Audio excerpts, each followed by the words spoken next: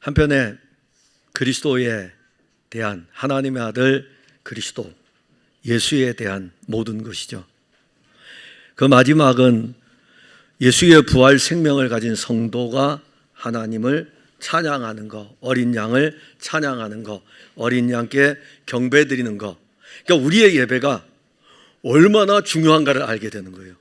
그러니까 우리의 예배가 얼마나 중요하냐면은 오늘 칸타타를 통해서 그 곡의 흐름을 여러분들이 자세히 살펴보게 되면 하나님의 아들이 육신을 입고 와서 이루신 모든 구원의 일들, 부활의 생명을 우리에게 주어서 부활하신 그리스도 하나님 보좌 우편에 앉으신 영원한 하나님의 아들 그분을 향해서 경배하고 찬송하는 게, 이게 우리 예배드리는 자의 어떤 면에서 최고의 축복인 것입니다.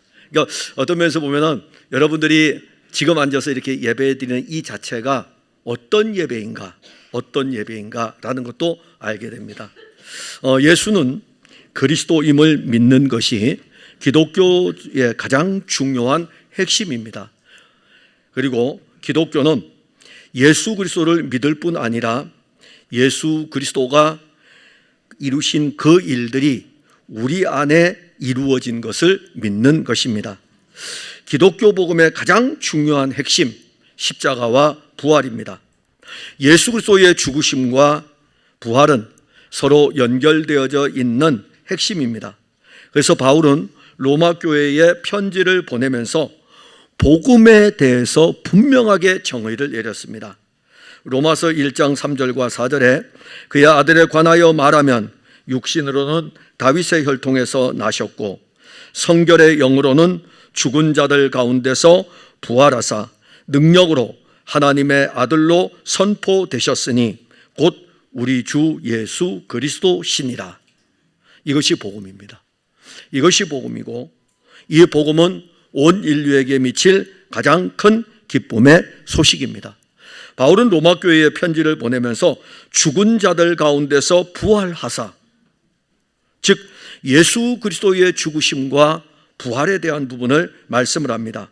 그리고 오늘 우리가 읽었던 본문 4절에서도 그리스도를 죽은 자 가운데서 살리심과 같이 우리로 또한 새 생명 가운데서 행하게 하려 함이라.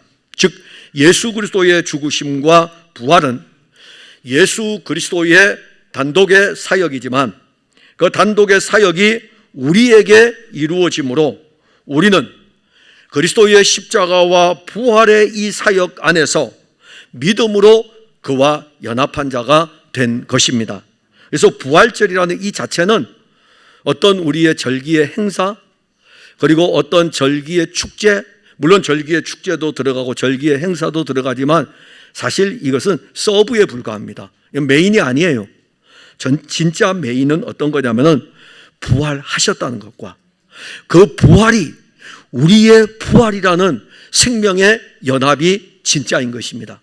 그래서 오늘 우리가 보면 그리스도는 그리스도의 죽으심과 우리가 연합된 것을 알 수 있습니다. 4절에 보면 그러므로 우리가 그의 죽으심과 합하여 그리고 그와 함께 장사되었나니, 여기 함께, 그 다음에 합하여, 함께라는 것도 연합이고 합하여라는 것도 연합입니다. 예수 그리스도께서 십자가에 죽으셨습니다.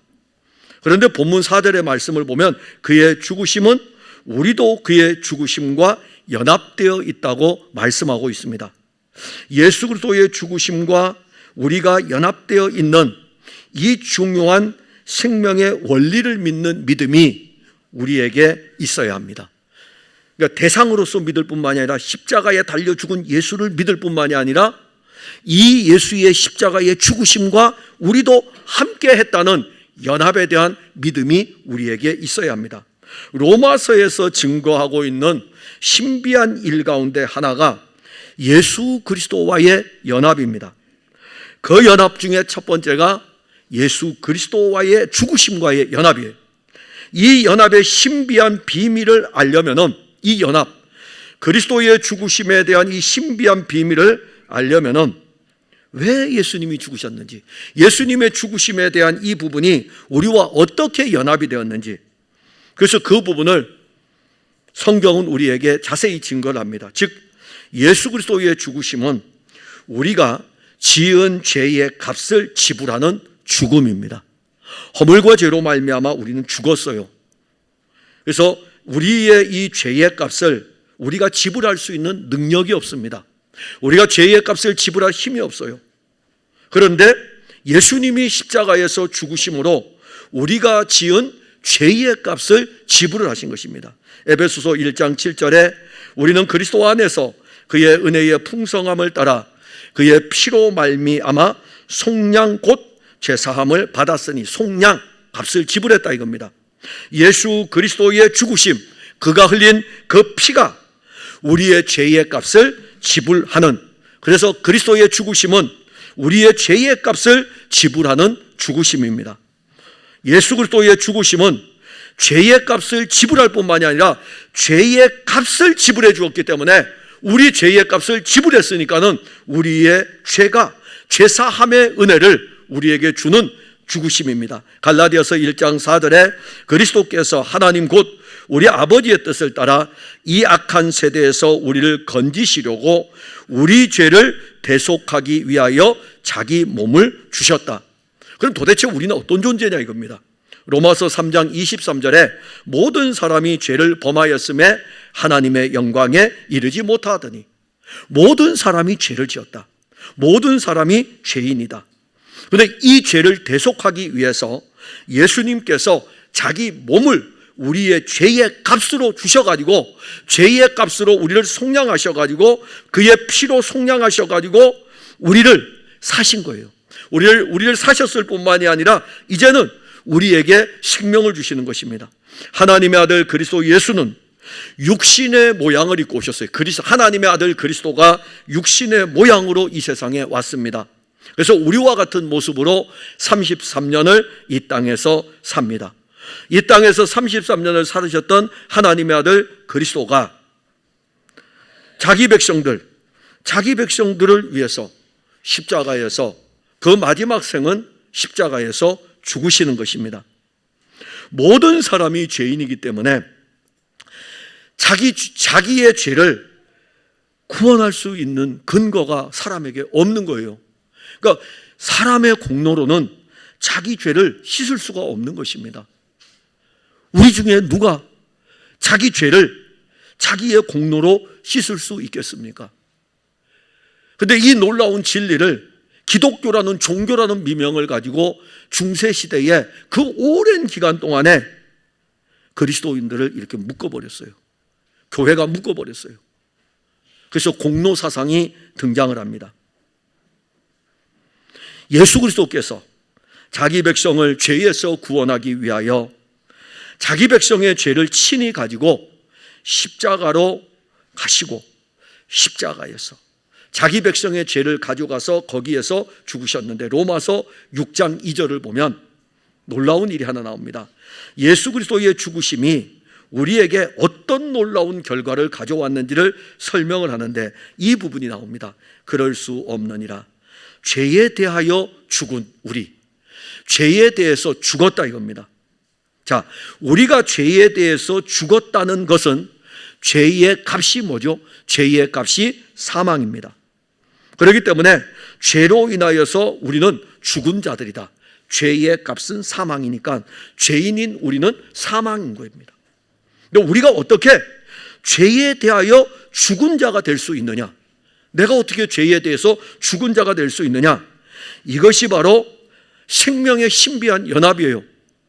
그것을 4절에서 그러므로 우리가 그의 죽으심과 합하여, 원래 우리는 죄에 대해서 죽는 자이기 때문에 우리 죄 때문에 우리가 죽으면 우리에게는 아무것도 없어요.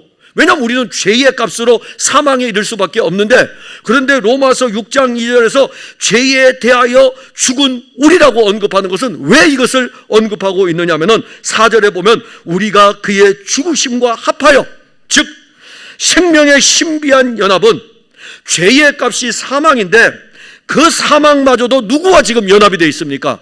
하나님의 아들 그리스도와 연합이 되게 되고, 하나님의 아들 그리스도와 연합이 돼가지고 우리가 죄의 값을 지불을 해야 되는데, 이 그리스도에 대해서 우리가 죄의 값을 지불해야 될 이 문제에 대해서 그리스도가 해결을 하신 것에 대해서 연합이 되어져 있는 것을 말씀합니다. 더 나아가면 4절에 가면 그와 함께 장사되었나니, 여기서 우리가 로마서 6장 2절, 3절, 4절, 5절 거기에 보면은 예수 그리스도의 십자가에서 죽으시고 예수 그리스도가 부활하시고 그걸로 끝나는 것이 아니라는 것입니다. 그거 지금 우리한테 연결시켜주고 있는 거예요. 우리 중에 모르는 사람 어디 있습니까? 예수님 십자가에 달려 죽으시고 예수님 부활하시고 다 알잖아요. 적어도 교회를 다니면은 예수님 십자가에 죽으신 거 다 알고 예수님 부활하신 거 다 아는데요. 심지어 우리 교인들은 똑똑해가지고 예수님이 죽은 지 사흘 만에 부활하신 것도 다 아는데요. 날짜까지도 아는데 사흘 만에 부활한 것까지 다 안다고요. 그런데 로마 교회에 왜 편지를 보낼까요? 우리와 연합되어져 있는, 죽으심이 우리와 연합되어져 있다. 그런데 또 하나가 그와 함께 장사 지냈다 이겁니다.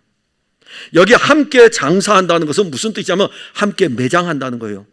물론 장례 문화가 각 나라마다 다르지만은 이 의미는 함께 매장한다.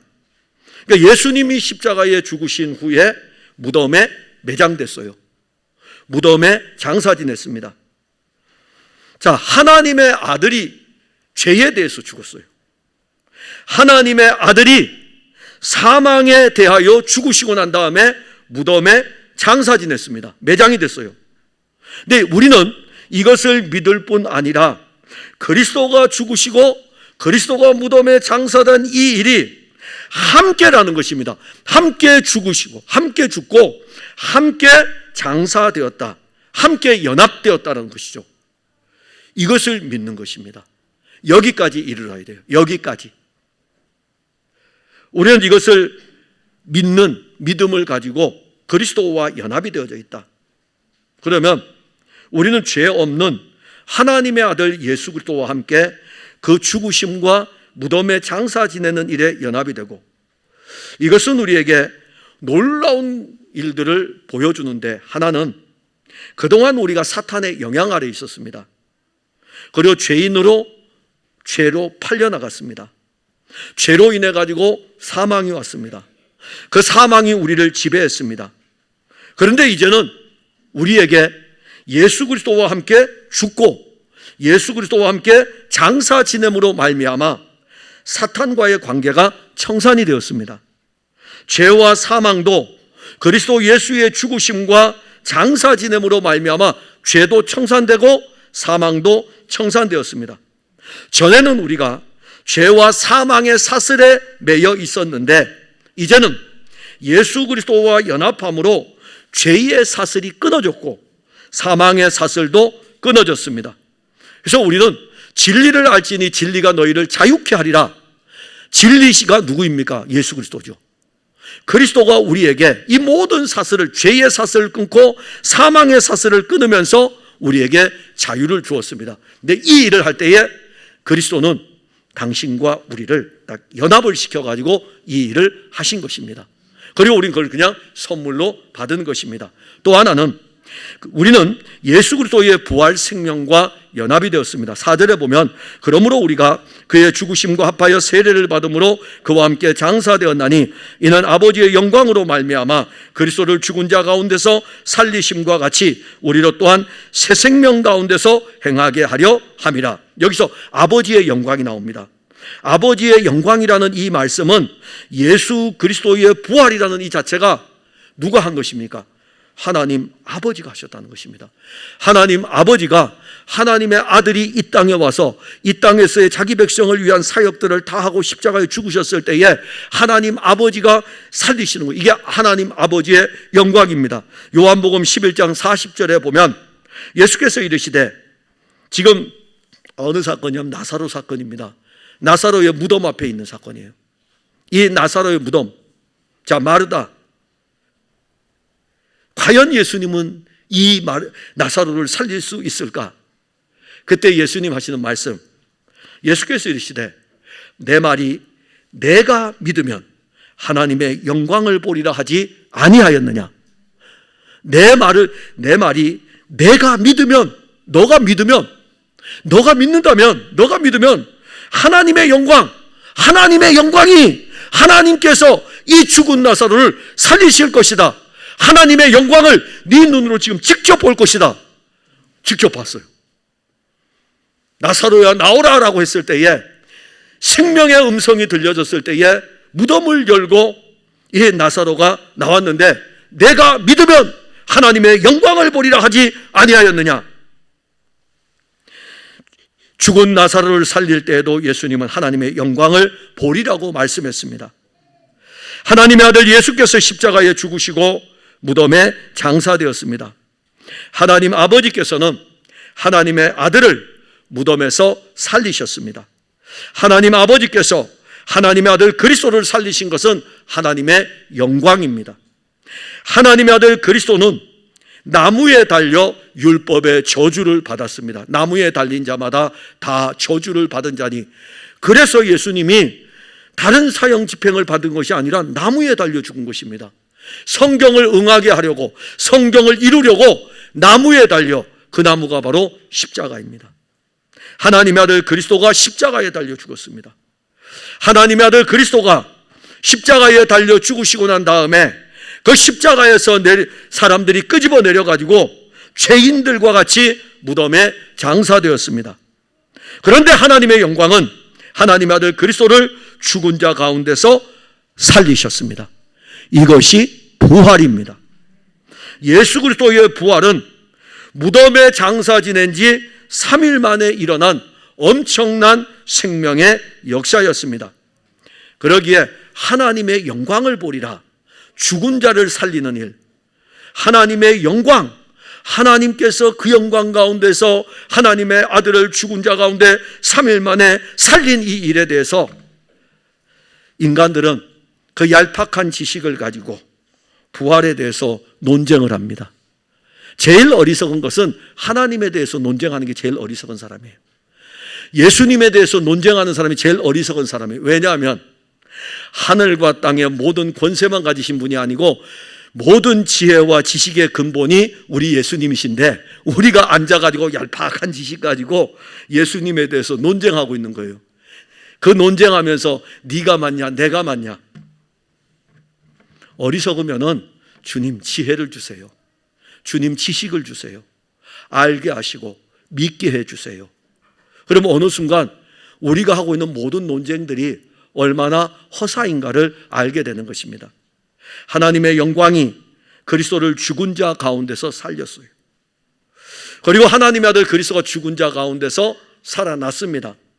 사망이 깨져버렸어요. 사망이 깨져버렸어요. 사망의 권세가 깨져버렸어요.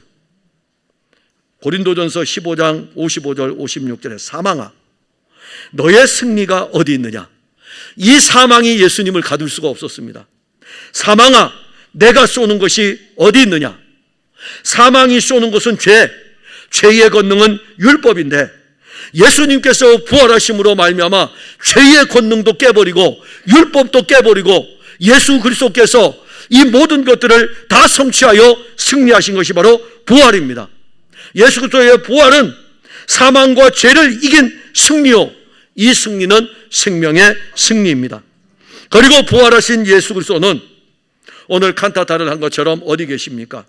영원한 생명으로 하늘 보좌에 앉으셔가지고 여러분들이 불렀던 그 찬송을 받으시고 여러분들이 지금 드리는 이 예배를 받고 계시는 것입니다. 그리스도 예수의 부활의 생명이 이렇게 그리스도에게 이루어졌는데 또 하나 놀라운 사건이 하나 있어요. 이게 우리에게 이루어졌다는 것입니다. 이게 우리에게 이루어졌어요. 4절에 봅시다. 4절에 보면 우리에게 이루어진 그 생명을 무슨 생명이라고 그러죠? 새 생명. 새 생명.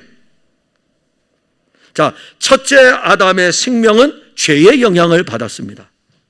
첫째 아담의 생명은 흙에서 와서 흙으로 돌아가야 합니다. 첫째 아담의 생명은 사망의 지배를 받아야 합니다.